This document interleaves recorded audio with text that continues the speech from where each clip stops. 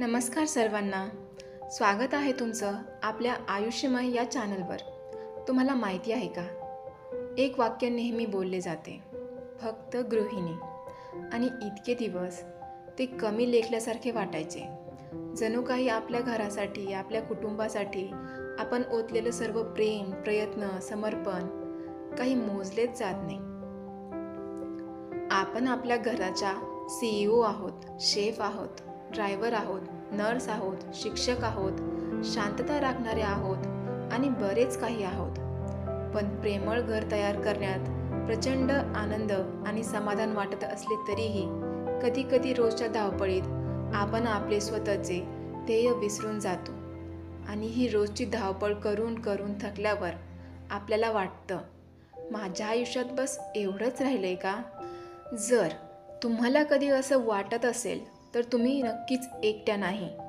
आज आपण गृहिणी म्हणून त्या फक्त या शब्दापलीकडे कशा जाऊ शकतो आणि जीवनातील आपला अनोखा उद्देश इथेच आत्ताच कसा शोधू शकतो याबद्दल बोलू.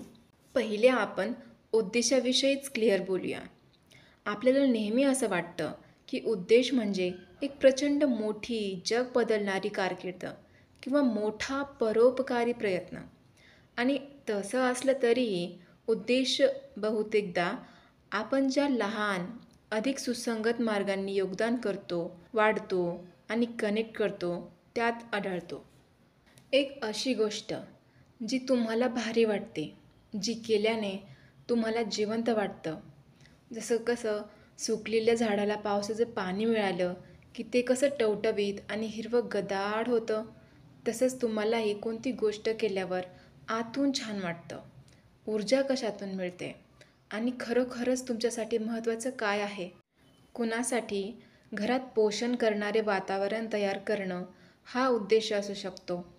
तुमचं घर हा तुमचा कॅनव्हास आहे आणि तुमचा उद्देश ते शांतता आणि प्रेमाचे आश्रयस्थान बनवणे असू शकते. कुणाकुणासाठी आपल्या मुलांना सहानुभूतीशील व्यक्ती बनवणे हा सुद्धा उद्देश असू शकतो. मुलांना मार्गदर्शन करणे आणि शिकवणे हा एक गहन उद्देश आहे. आणि स्वतःची वैयक्तिक वाढ ही वेळ शिकण्यासाठी, विकसित होण्यासाठी आणि स्वतःची एक चांगली आवृत्ती बनवण्यासाठी आहे, हे समजून घेऊन त्यासाठी चांगल्या चांगल्या सवयी आत्मसात करणे हाही एक महत्त्वाचा उद्देश आहे. आपल्या स्वतःच्या कुटुंबापलीकडेही काळजी घेणे, शेजारच्यांची विचारपूस करणे, काही हवं नको हे बघणे हाही एक चांगला उद्देश आहे, ज्यामुळे आपले कम्युनिटी कनेक्शन्स घट्ट होऊ शकतात.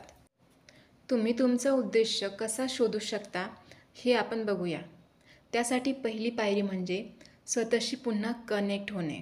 हे बघा, इतरांची काळजी घेत असताना आपल्या स्वतःच्या इच्छा, छंद आणि आवडीनिवडीशी संपर्क गमावणे सोपे असते.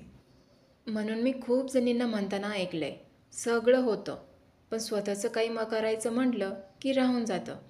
टाचांना व्हॅझलिन लावणं होत नाही, मॉइश्चरायझर लावणं होत नाही, वेळेवर नीटनेटकं आवरणं होत नाही. तुम्ही स्वतःला विचारा, मी पत्नी किंवा आई बनण्यापूर्वी मला काय करायला आवडायचं? कोणत्या कामामुळे मला वेळेचं भान राहत नव्हतं? कोणते विषय आहेत जे मला खऱ्या अर्थाने उत्साहित करायचे? तुम्हाला गरज आहे ती स्वतःशी पुन्हा कनेक्ट होण्याची.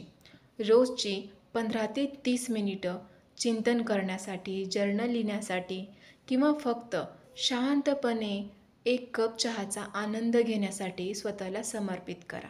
हे स्वार्थीपणाचं नाही आहे, हे आवश्यक आहे. तुम्हाला 15 ते 30 मिनिटं खूप वाटत असेल किंवा यामुळे तुमच्या कामात डगमग होत असेल तर रोजच्या उठायच्या वेळेपेक्षा 30 मिनिटं लवकर उठा. पण कागदावर आपले विचार मांडल्याने, भावना व्यक्त केल्याने, भविष्यातील प्लॅन्सविषयी लिहिल्याने जीवनात खूप फरक पडतो. जर्नलिंगची जादू काय आहे ना, हे माझ्या कितीही सांगितल्याने तुम्हाला विश्वास नाही बसणार. जेव्हा तुम्ही करून बघाल तेव्हाच कळेल. आणि जर्नलिंगची सुरुवात कुठून करायची हे जर तुम्हाला माहिती नसेल तर मी सांगते. जर्नल लिहिण्यासाठी काही प्रश्न स्वतःला विचारून पहा. जसे की, मला कशातून आनंद मिळतो? माझ्याकडं कोणती कौशल्य आहेत जे मी क्वचितच वापरते?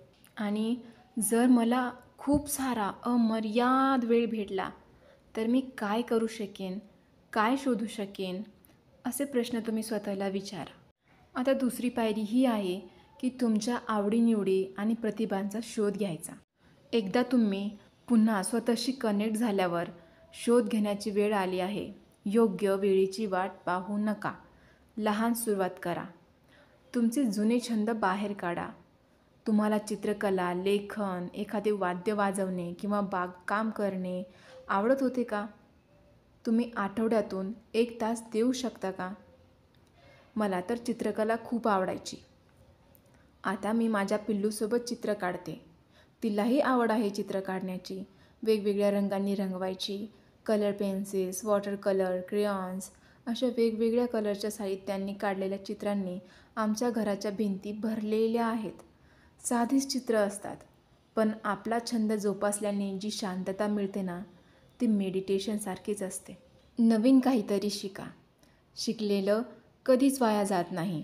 ऑनलाईन कोर्सेस, यूट्यूब ट्युटोरियल्स, शक्यता अनंत आहेत.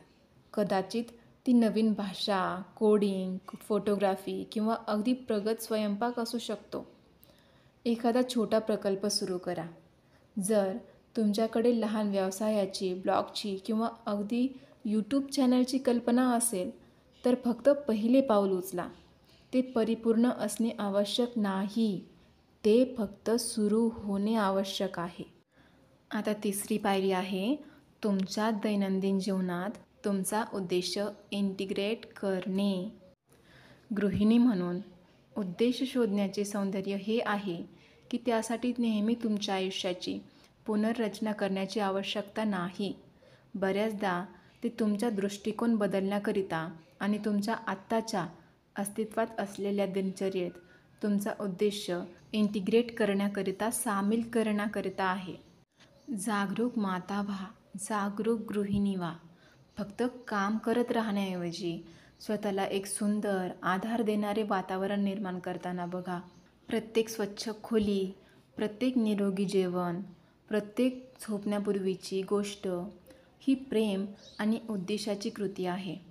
पुस्तकं वाचा, पॉडकास्ट ऐका, अर्थपूर्ण संभाषणांमध्ये सामील व्हा. तुम्हाला मिळणारे प्रत्येक ज्ञान तुमच्या वाढीमध्ये भर घालते. संबंध ही मानवी अस्तित्वाची मूलभूत गरज आहे. त्यासाठी खऱ्या अर्थाने तुमच्या कुटुंबाशी, मित्रांशी मजबूत संबंध निर्माण करा. त्यांचं म्हणणं ऐका, त्यांच्यासाठी उपस्थित राहा, त्यांना समर्थन द्या. लक्षात ठेवा, तुम्ही फक्त गृहिणी नाही, तुम्ही एक ऊर्जावान व्यक्ती आहात आणि बरंच काही आहात. तुमचा उद्देश तुमच्या घरात आणि कुटुंबात खोलवर रुजलेला असू शकतो किंवा त्या पलीकडेही असू शकतो. तुम्हाला खऱ्या अर्थाने काय उत्साहित करते हे शोधणे आणि नंतर हेतुपुरस्सर त्याचा पाठपुरावा करणे ही मुख्य गोष्ट आहे. आणि कुणालाही, विशेषतः तुमच्याच मनातील त्या छोट्या आवाजाला, तुम्ही करत असलेल्या अविश्वसनीय कामाला, उद्देशाला कमी लेखू देऊ नका. तुमच्या प्रवासाचा स्वीकार करा. तुमच्या योगदानाचं कौतुक करा आणि तुमच्या स्वतःच्या वाढीसाठी आणि स्वप्नांसाठी नेहमी जागा ठेवा. तुम्हाला काय वाटते? गृहिणी म्हणून तुमचा उद्देश सापडला आहे की तुम्ही अजूनही शोधत आहात? तुमचे विचार आणि टिप्स खालील कमेंट बॉक्समध्ये सांगा. मला तुमच्याकडून ऐकायला आवडेल. आणि जर तुम्हाला हा व्हिडिओ उपयुक्त वाटला असेल तर माहिती आहे ना काय करायचं? एक मोठा लाईक आणि सबस्क्राईब करा आणि त्या नोटिफिकेशन बेलला दाबा, जेणेकरून तुम्हाला माझ्या व्हिडिओजची माहिती वेळोवेळी मिळत राहील. पाहिल्याबद्दल धन्यवाद. तर पुन्हा भेटूया पुढील व्हिडिओत. तोपर्यंत बाय बाय.